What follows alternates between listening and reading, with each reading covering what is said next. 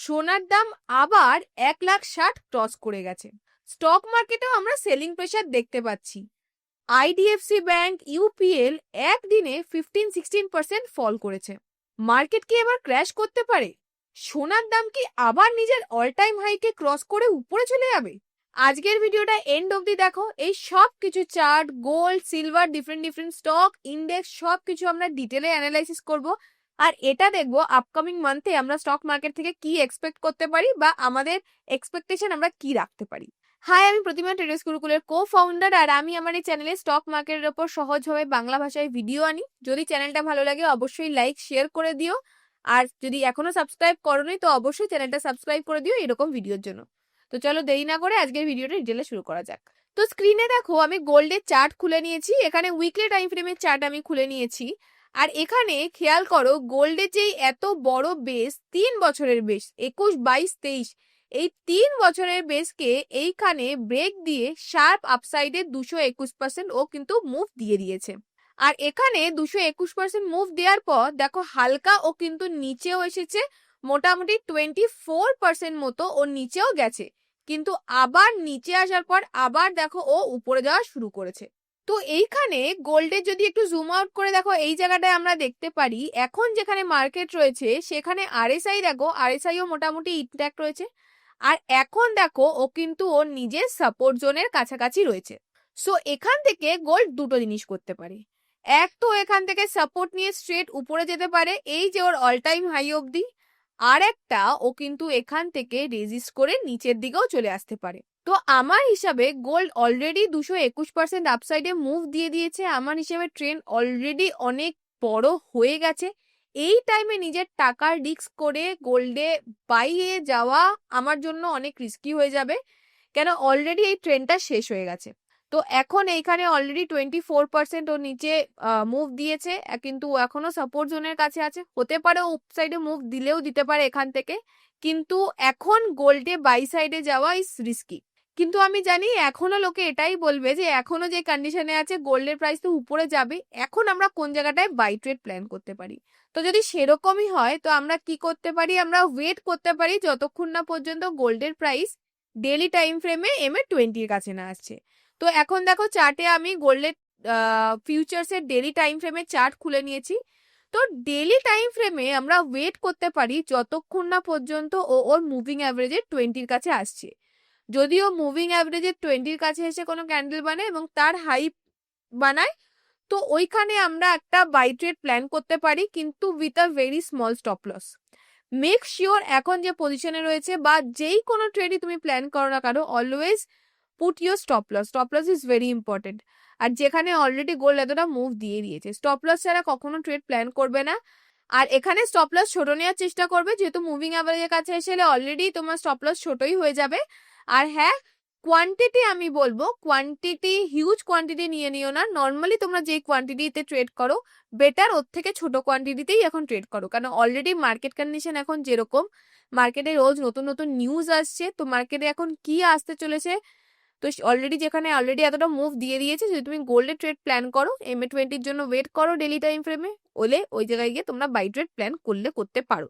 আর note, এখন গোল্ডে buy trade plan করা ইজ রিস্কি, আর স্টপ লস ছাড়া ট্রেড করা তো ইজ ভেরি রিস্কি। তো গোল্ড তো আমরা দেখে নিলাম, অন দ্য আদার হ্যান্ড আমরা সিলভারের চার্টও গিয়ে একবার দেখে নিই সিলভার কিরকম পারফর্ম করছে।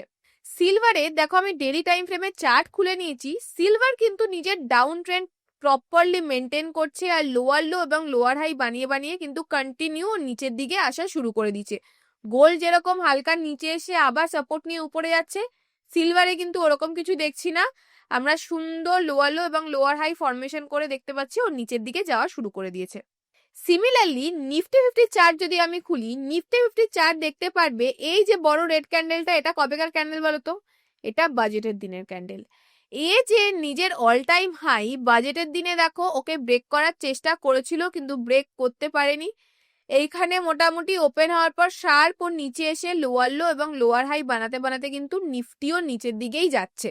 দেখো যে কোনো সেটা ইন্ডেক্স হোক বা স্টক হোক, যদি তুমি সেখানে ট্রেড প্ল্যান করো লং টার্মে বা সুইং ট্রেডিং, যে কোনো ট্রেড প্ল্যান করো, মেক শিওর ট্রেন্ড আইডেন্টিফাই করা ইজ ভেরি ভেরি ইম্পর্টেন্ট।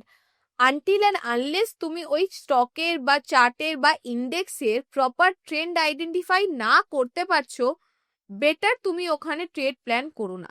যদি স্টকটা আপসাইডে থাকে তাহলেই কি সেখানে বাই সাইডে ট্রেড প্ল্যান করো, আর যদি মনে হয় থাকেনি, তুমি এখন আর বুঝতে পারছো না ও আপসাইডে আছে কি নিচে যাবে বা সাইডওয়েজ রয়েছে, বেটার ওয়েট।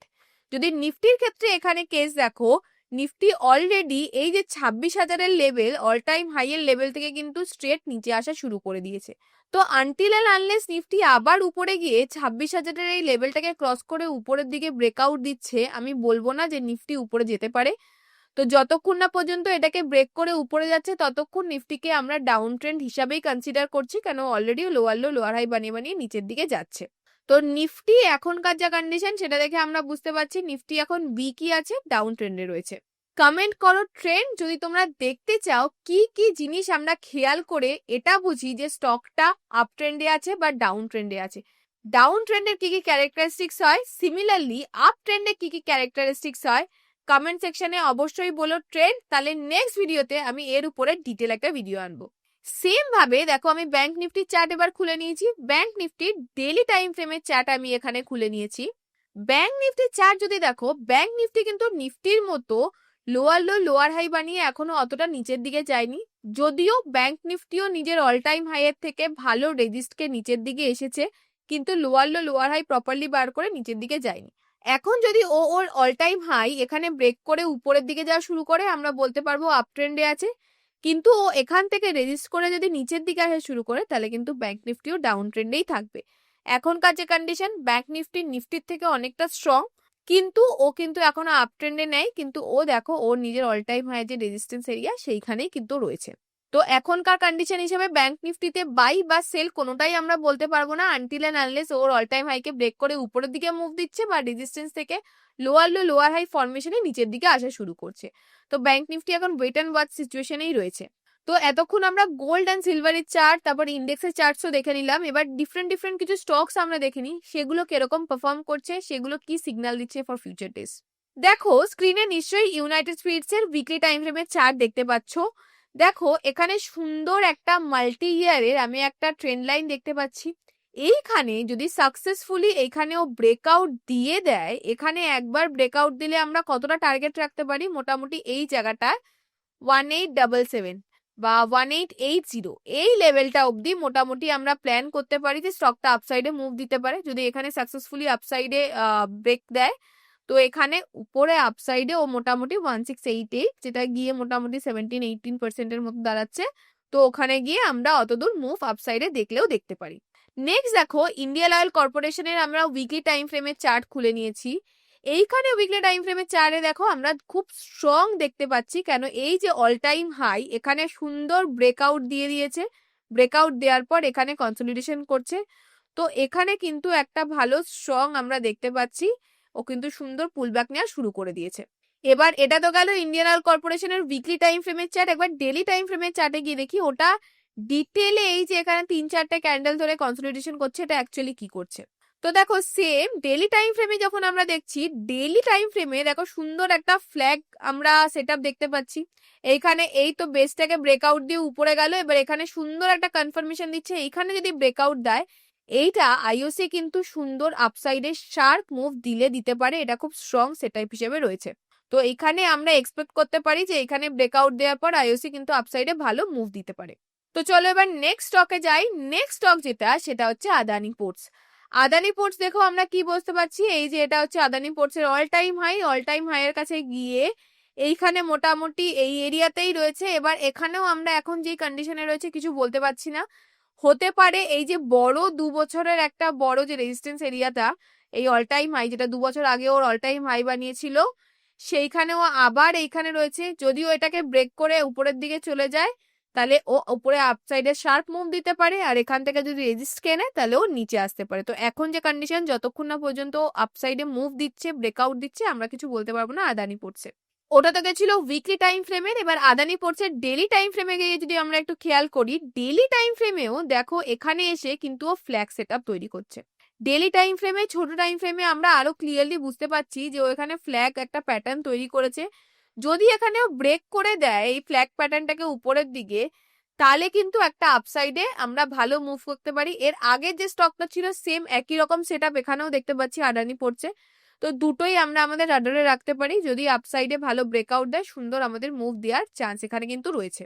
এবার দেখো আমরা আরবিএল ব্যাংকের মান্থলি টাইম ফ্রেমের চার্ট খুলে নিয়েছি। আরবিএল ব্যাংকের চার্টটা যদি একটু ভালো করে খেয়াল করো, এই যে 2019 থেকে কিন্তু আরবিএল ব্যাংক স্ট্রেট শার্প নিচে পড়েছে।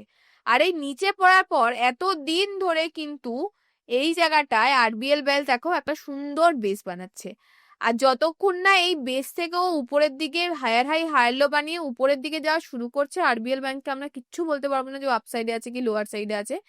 কেন এই জায়গাটায় কিন্তু ও প্রপার হায়ার লো বানায়নি, ওটা কিন্তু একটা বেসের মধ্যেই আছে।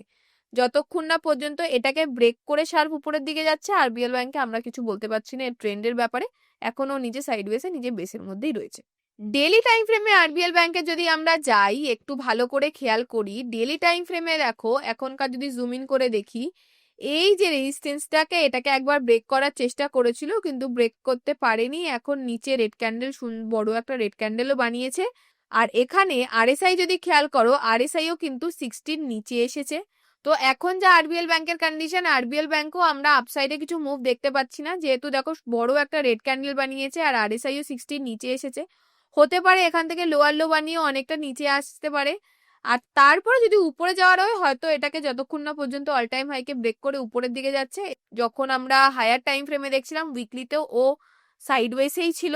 তো আরবিএল ব্যাংকে এখন আমরা ফলের সিগন্যালই দেখছি, কেন অলরেডি রেজিস্টকে নিচের দিকে আসছে। তো এখনো অবধি আমরা মোটামুটি গোল্ড, সিলভার, ইন্ডেক্স এবং কিছু কিছু স্টক সবকটা চার্টই দেখলাম। আর চার্ট দেখে আমরা এটা বলতে পারি না যে মার্কেট এখন বুলিশ। তো মার্কেট এখন সেরকম ভাবে স্ট্রং না। এখনকার যে মার্কেট কন্ডিশন, এক তো তোমার চার্ট দেখে আমরা যেটা বুঝতে পারছি যে চার্ট এখন সেরকম ভাবে স্ট্রং না, প্লাস এখন যে জিওপলিটিক্যাল নিউজ কারেন্টলি আসতেই চলেছে, রোজ কিছু না কিছু নিউজ আসছে। এইরকম কন্ডিশনে বেটার তুমি স্টক মার্কেটে যদি ট্রেড করার হয় তুমি ফুল ফ্লেজের ট্রেড করো না। ফুল ফ্লেজের ট্রেড করো না মানে তুমি নর্মালি যতটা স্টপ লস নাও তার হাফ স্টপ লস নাও, বা নর্মালি তুমি যতটা রিস্ক নাও তার হাফ রিস্ক নাও। স্টপ লস নাও মানে যতটা তোমার রিস্ক থাকে তার হাফ রিস্কে তুমি ট্রেড নাও, তুমি তোমার পজিশন সাইজ হাফ করে দাও। তো এই টাইমে এই যে টাইমটা হচ্ছে রোজ নতুন নতুন নিউজ আসছে। তো মার্কেট সেরকম বিহেভ করছে, কোনোদিন ভালো নিউজ আসছে, কোনোদিন খারাপ নিউজ আসছে।